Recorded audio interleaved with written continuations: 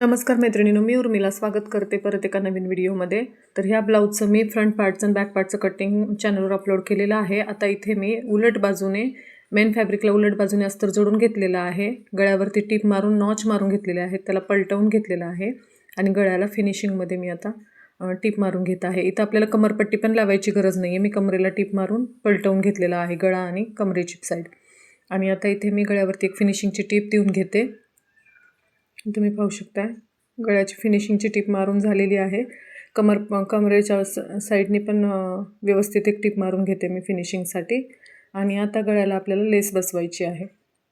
जी उरलेली बाजू आहे आता आपल्या शोल्डर साईडनं वगैरे जे टिपा मारून घ्यायच्या आहेत राहिलेल्या जागी, तर तिथे मी सगळ्या बाजूनी आधी टिपा मारून घेते.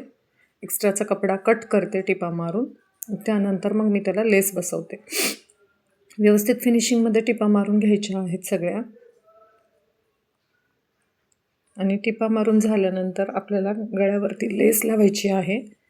तर हे तुम्ही पाहू शकता, मी त्यात एक्स्ट्राचा कपडा कट करून टाकत आहे. गळा खूप छान झालेला आहे. बिना कॅनव्हासचा पण शेप एकदम छान आलेला आहे त्याचा. तर या ब्लाऊजचं कटिंग जे आहे ते मी चॅनलवरती फ्रंट आणि बॅकचं दोन्हीचं अपलोड केलेलं आहे. आता मी इथं गळ्याला लेस बसवून घेते. लेस फिनिशिंगमध्ये बसवायची आहे. लेस बसवताना ओढायची नाही आहे. लेस ओढल्यानंतर गळा बिघडण्याची शक्यता असते, त्यामुळे लेस ओढून नका लावू. हलक्या हाताने लेस लावायची आहे. आणि जिथे शेप आपला म्हणजे गळ्याचा जिथे शेप आपण बनवतो तिथं थोडीशी लेस फोल्ड करून मग लावायची आहे. हे पहा, अतिशय फिनिशिंगमध्ये लेस लावलेली आहे. आणि आता इथं आपल्याला बॅकचा टक्स द्यायचा आहे. तर इथं मी मधोमध बरोबर सेंटरला एकावर एक फॅब्रिक ठेवून दुमडून घेतलेलं आहे व्यवस्थित असं.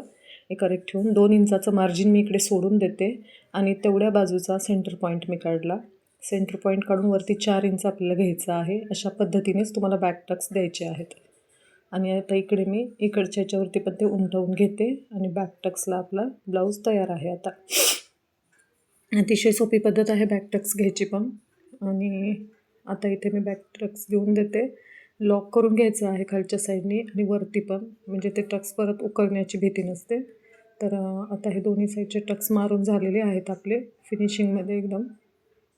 अशा रीतीने आपलं बॅक पार्टचं बऱ्यापैकी काम झालेलं आहे.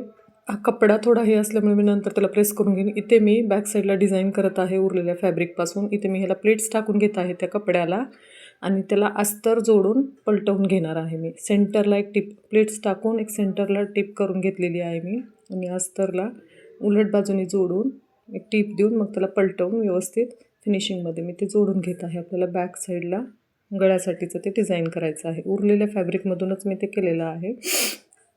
तरी पाहू शकता हे जोडून झालेलं आहे आणि किती छान असं हे पहा डिझाईन आपलं तयार झालेलं आहे. साधं सिंपल. तिथे मी लेस लावलेली आहे, त्याच्यावरती मी आता टिकल्या पण लावणार आहे. टिकल्या लावल्यानंतर त्याचा अजूनही खूप छान लुक आलेला आहे. खूप छान असं सुंदर सोबर डिझाईन तयार झालेलं आहे. तर कसा वाटला व्हिडिओ? चॅनलला लाईक, सबस्क्राईब, शेअर करायला विसरू नका व्हिडिओ आवडल्यास. आणि व्हिडिओ कसा वाटला नक्की कमेंटमध्ये हे सांगा मला. आणि अशाच नवनवीन व्हिडिओसाठी चॅनलला लाईक, सबस्क्राईब, शेअर करायला विसरू नका. Bye bye. भेटूया नेक्स्ट व्हिडिओमध्ये.